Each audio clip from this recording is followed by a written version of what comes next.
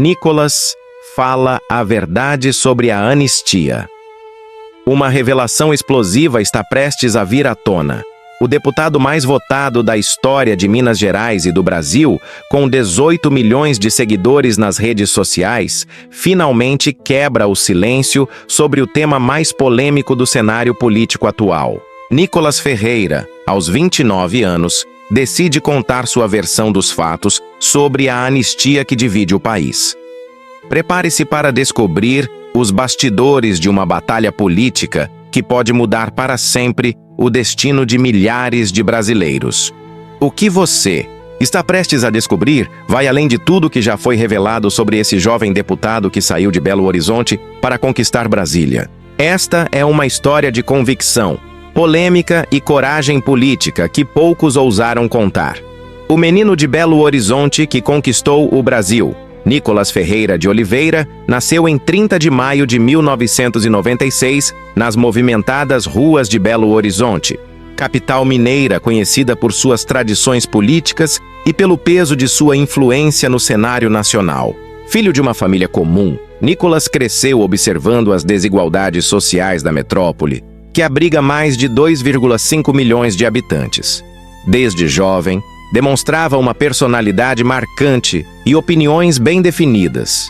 Enquanto seus colegas de escola estavam preocupados com jogos e diversões típicas da adolescência, Nicolas já manifestava interesse pelos rumos do país. Sua formação em Direito pela Faculdade de Direito de Conselheiro Lafayette moldou não apenas seu conhecimento jurídico, mas também sua visão sobre justiça e perdão.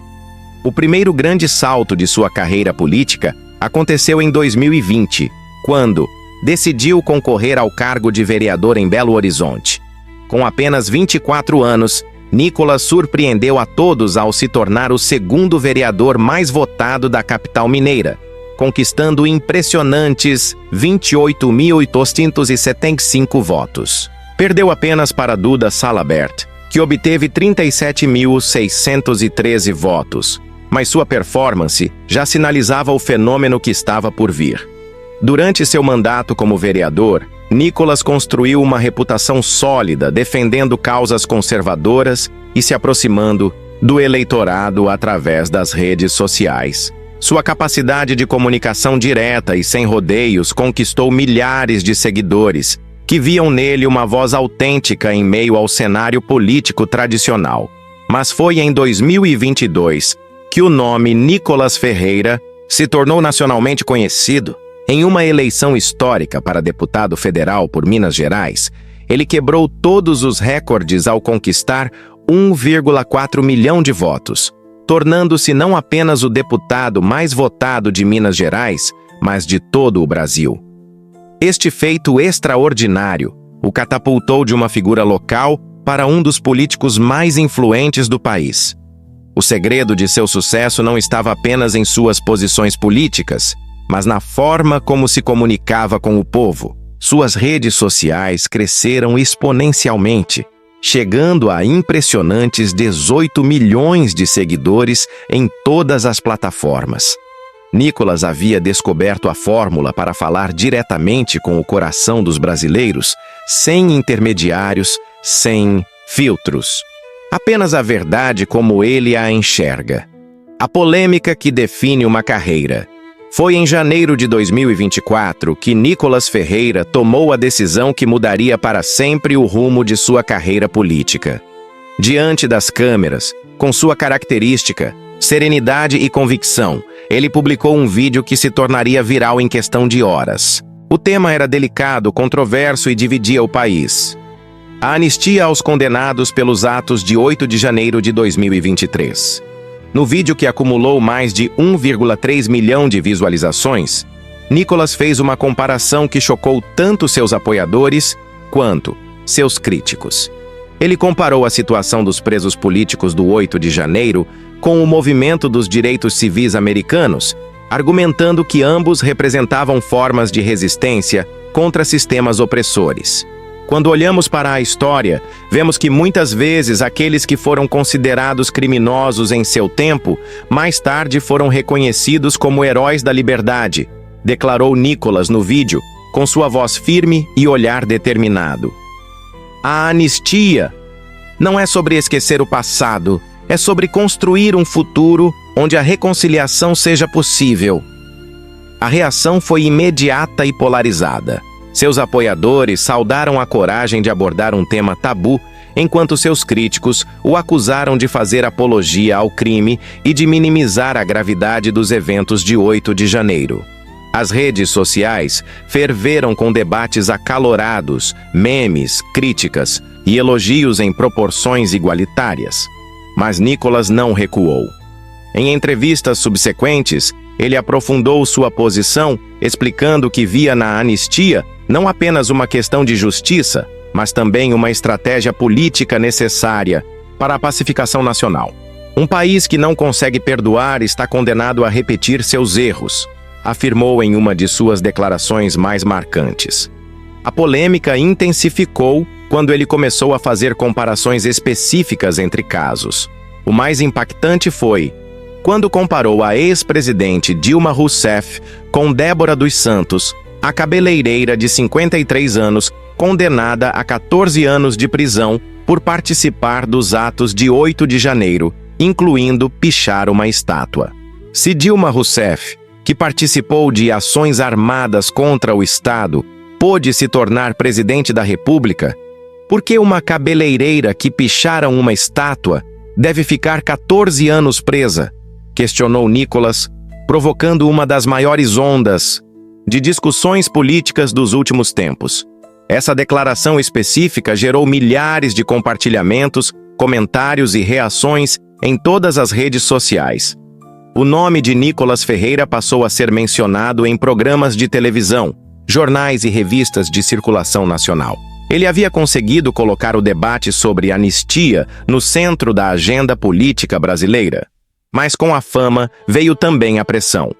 Seus críticos intensificaram os ataques, questionando não apenas suas posições, mas também seus métodos e motivações. Nicolas, no entanto, manteve sua postura firme, declarando em todas as oportunidades que estava preparado para arcar com as consequências de suas convicções. O que muitos não sabiam é que por trás dessa posição pública havia uma estratégia política bem definida. Nicolas havia identificado uma lacuna no debate político brasileiro: a necessidade de alguém que defendesse abertamente a reconciliação nacional, mesmo que isso custasse popularidade entre determinados grupos. Então, o que você pensa sobre essa estratégia de Nicolas Ferreira? Ele demonstrou coragem política ou foi longe demais em suas comparações? A verdade é que ainda há muito mais para descobrir sobre as motivações reais por trás dessa defesa apaixonada da anistia. Os bastidores da batalha judicial. A decisão de Nicolas Ferreira de se posicionar publicamente sobre a anistia não veio sem consequências. Na verdade, muito antes dessa polêmica específica, o jovem deputado já enfrentava uma série de batalhas judiciais que moldariam profundamente sua visão sobre justiça, perdão e anistia política. A primeira grande controvérsia judicial de Nicolas aconteceu ainda durante sua campanha para vereador, mas os reflexos se estenderiam por anos. Em uma acalorada disputa política, ele e a vereadora Duda Salabert se envolveram em uma série de embates públicos que culminaram em processos judiciais de ambos os lados. O caso mais emblemático resultou na condenação de Nicolas ao pagamento de R$80 mil por danos morais à vereadora Duda Salabert. A decisão judicial foi um duro golpe para o jovem político, que na época ainda construía sua carreira. Mas ao invés de se intimidar, Nicolas viu nessa experiência uma lição valiosa sobre os excessos do sistema judiciário brasileiro. Quando recebi aquela condenação, entendi na pele o que significa ser perseguido politicamente, revelou Nicolas em uma conversa reservada com seus assessores mais próximos. Ali percebi que muitas vezes a justiça pode ser usada como instrumento de perseguição, não de proteção. Essa experiência pessoal seria fundamental para moldar sua futura defesa da anistia. Nicolas começou a enxergar nos presos do 8 de janeiro um reflexo de sua própria experiência com o que considerava uma justiça parcial e politizada. A diferença é que, enquanto ele podia pagar os 80 mil reais, muitos dos manifestantes não tinham recursos para se defender adequadamente. Mas os problemas judiciais de Nicolas não pararam por aí. Durante a eleição para prefeito de Belo Horizonte em 2024, onde apoiou Bruno Engler contra Fouad Noman, o deputado se envolveu em uma nova polêmica. O Tribunal Regional Eleitoral de Minas Gerais abriu um processo contra ele por supostamente divulgar informações falsas sobre o ex-prefeito Fouad Noman. O processo no TRE-MG foi instaurado após denúncias de que Nicolas teria usado suas redes sociais para espalhar dados incorretos sobre a gestão de Fouad Noman. Para muitos observadores políticos, isso representava mais um capítulo da perseguição judicial contra o deputado. Para seus críticos, era a prova de que ele havia cruzado a linha entre crítica política legítima e desinformação. Durante as audiências e procedimentos legais, Nicolas manteve sua postura desafiadora.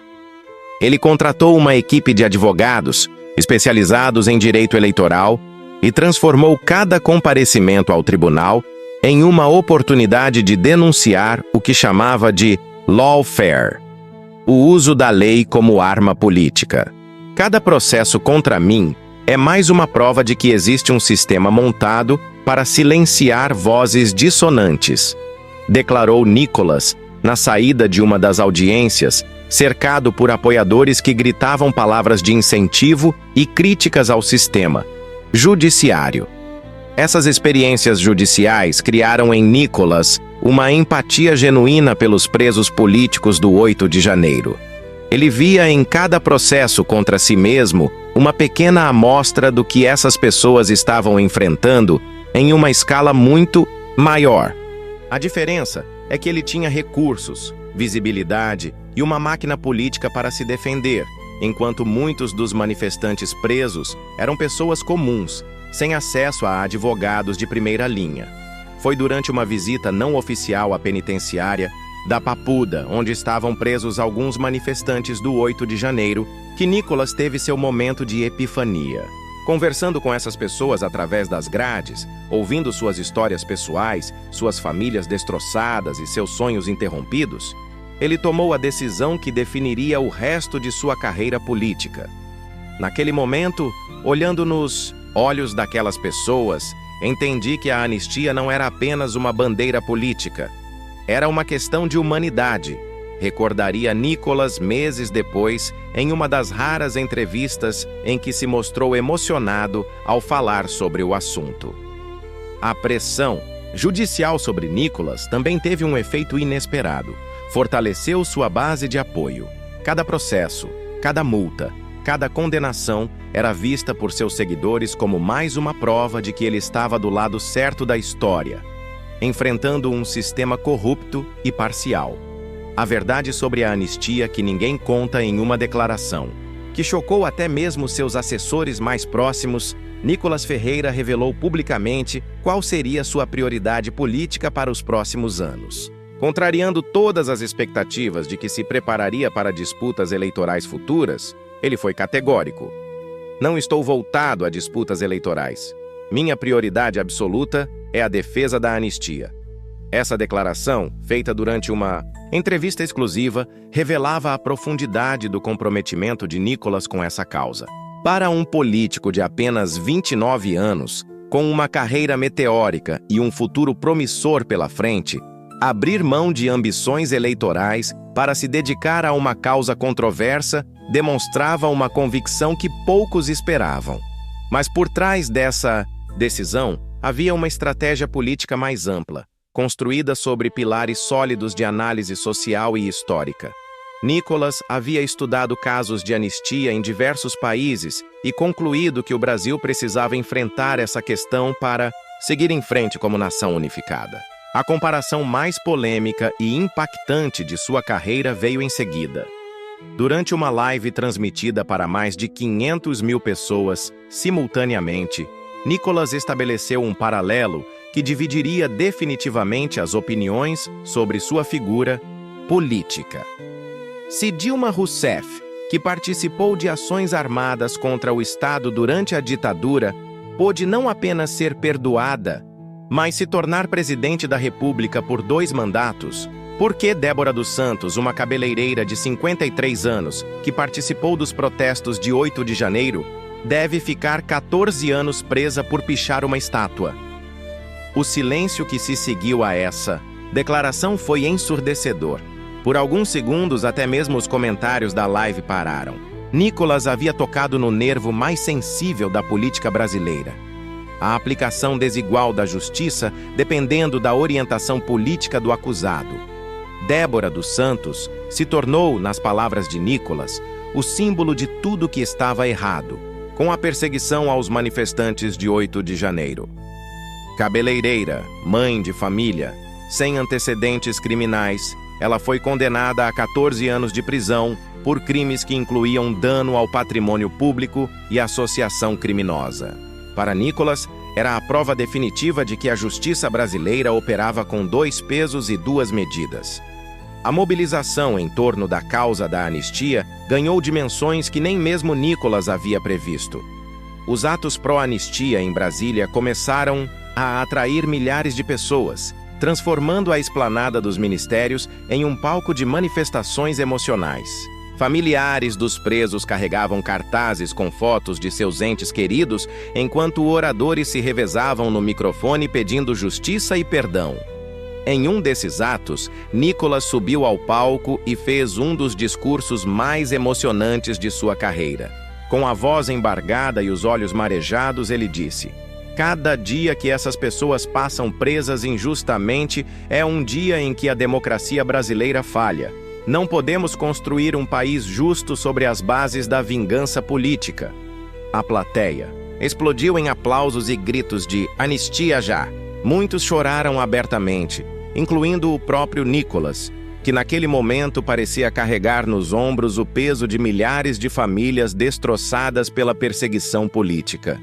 Mas a estratégia de Nicolas não se limitava aos discursos emocionais. Ele havia desenvolvido uma argumentação jurídica sólida, baseada em precedentes históricos e princípios constitucionais. Em conversas com advogados especialistas em direito constitucional, ele construiu uma defesa técnica da anistia que ia muito além do apelo emocional. A anistia não é clemência, é correção histórica, argumentava Nicolas em suas redes sociais. Quando um Estado persegue seus cidadãos por exercerem seus direitos constitucionais de protesto e manifestação, cabe à própria sociedade corrigir esse erro através do perdão institucional. A causa da anistia também revelou um lado mais estratégico de Nicolas. Ele sabia que defender os presos do 8 de janeiro não era popular entre todos os setores da sociedade, mas também reconhecia que havia um nicho político significativo que se identificava com essa causa. Ao se tornar a voz mais proeminente dessa bandeira, ele consolidava sua liderança sobre um segmento político que se sentia órfão de representação. O que realmente motivava Nicolas nessa defesa apaixonada da anistia era uma mistura complexa de convicção pessoal, experiência judicial própria e visão estratégica de longo prazo. Ele enxergava na anistia não apenas uma questão de justiça individual, mas um teste para a maturidade democrática brasileira. Grandioso por ter permanecido conosco até aqui, você está testemunhando a construção de uma das narrativas políticas mais importantes dos últimos anos. Mas prepare-se, porque o melhor ainda está por vir. A história de Nicolas Ferreira e sua cruzada pela anistia está apenas começando a revelar seus segredos mais profundos. O futuro de um país dividido. As posições de Nicolas Ferreira sobre a anistia geraram consequências que vão muito além de sua carreira pessoal. Elas tocaram no cerne de questões fundamentais sobre o futuro da democracia brasileira, a aplicação da justiça e o papel do perdão na construção de uma sociedade mais equilibrada. Uma das estratégias mais inteligentes de Nicolas para fortalecer sua imagem pública foi a destinação de recursos significativos para causas sociais. Em uma decisão que surpreendeu tanto aliados quanto adversários, ele anunciou a doação de R$ 2 milhões para a Santa Casa de Misericórdia de Belo Horizonte. O gesto foi interpretado por muitos como uma tentativa de neutralizar críticas e demonstrar responsabilidade social. Não basta defender causas políticas, é preciso colocar recursos próprios onde está sua convicção, declarou Nicolas. Durante a cerimônia de entrega da doação, a imagem dele assinando o cheque cercado por representantes da instituição hospitalar circulou amplamente nas redes sociais, gerando milhares de reações positivas, mesmo entre seus críticos mais ferrenhos. Essa doação milionária não foi um gesto isolado, mas parte de uma estratégia mais ampla de construção de uma imagem pública sólida. Nicolas havia compreendido que, para defender causas controversas como a anistia, ele precisava demonstrar credibilidade em outras áreas. A filantropia se tornou uma ferramenta política poderosa em suas mãos. Paralelamente às ações sociais, Nicolas intensificou suas críticas ao Supremo Tribunal Federal, particularmente ao ministro Alexandre de Moraes. Em uma série de posts nas redes sociais que acumularam milhões de visualizações, ele questionou o que chamava de ativismo judicial excessivo e defendeu limites mais claros para a atuação do judiciário. O STF não pode ser um superpoder que decide sozinho os rumos da democracia brasileira, escreveu Nicolas em um post que foi compartilhado mais de 100 mil vezes em poucas horas. A separação dos poderes existe para proteger a democracia, não para concentrar poder nas mãos de poucos ministros. Essas críticas ao STF, e especificamente a Alexandre de Moraes, não eram casuais. Nicolas havia identificado uma insatisfação crescente entre seus seguidores com o que percebiam como excessos do poder judiciário.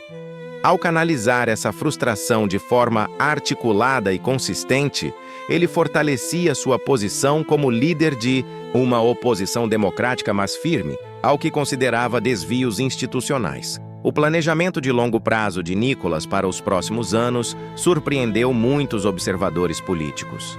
Contrariando expectativas de que se prepararia para disputar o governo de Minas Gerais ou mesmo a presidência da República, ele anunciou que sua prioridade continuaria sendo a defesa da anistia e a construção de pontes para a reconciliação nacional.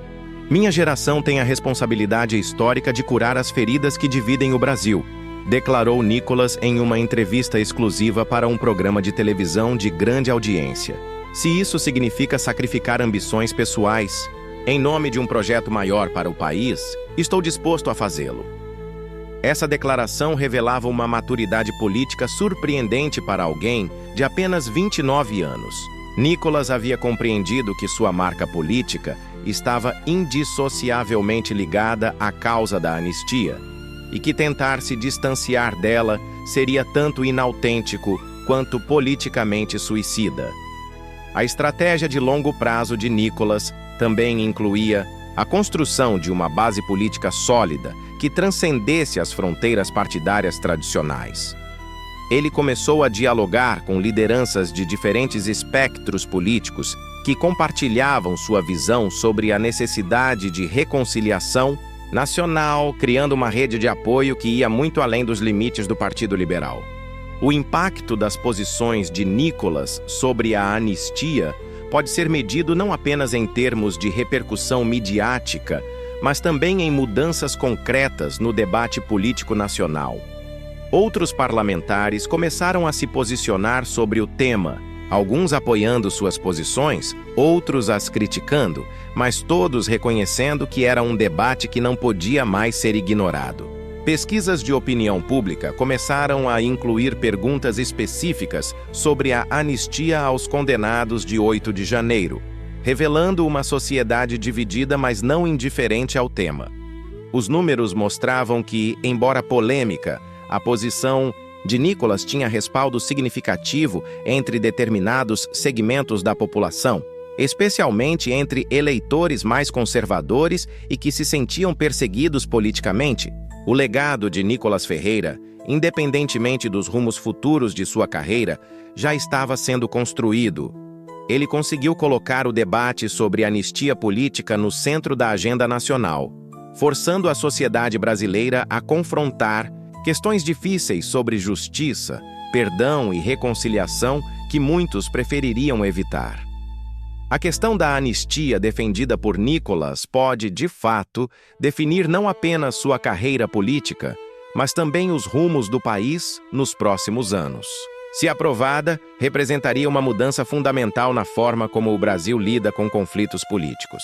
Se rejeitada, consolidaria um precedente de que a justiça política opera com critérios diferentes dependendo da orientação ideológica dos envolvidos.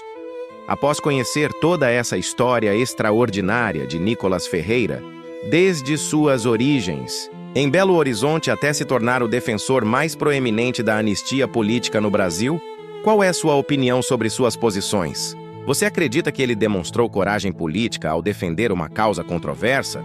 Ou suas atitudes são polêmicas demais para o bem da democracia brasileira? A comparação entre Dilma Rousseff e a cabeleireira Débora dos Santos faz sentido para você? Ou representa uma simplificação excessiva de situações históricas distintas? E quanto à sua crítica ao STF e ao ministro Alexandre de Moraes, elas representam uma defesa legítima da separação dos poderes ou um ataque perigoso às instituições democráticas? Deixe seu comentário aqui embaixo. Queremos saber exatamente o que você pensa sobre esse caso que continua dividindo o Brasil. Sua opinião é fundamental para entendermos como a sociedade brasileira está processando essas questões tão delicadas sobre justiça e perdão político. Se você chegou até aqui e acompanhou toda essa jornada fascinante pelos bastidores da vida e carreira de Nicolas Ferreira, não se esqueça de se inscrever no nosso canal e ativar o sininho para não perder nenhuma revelação exclusiva sobre os bastidores da política brasileira. Estamos sempre trazendo histórias que você não encontra em nenhum outro lugar. E já que você demonstrou interesse por histórias políticas impactantes como esta, não deixe de assistir nosso próximo vídeo recomendado sobre outros jovens políticos que estão mudando o rumo do país com suas declarações corajosas e polêmicas. Tenho certeza de que você vai se surpreender com as revelações que preparamos.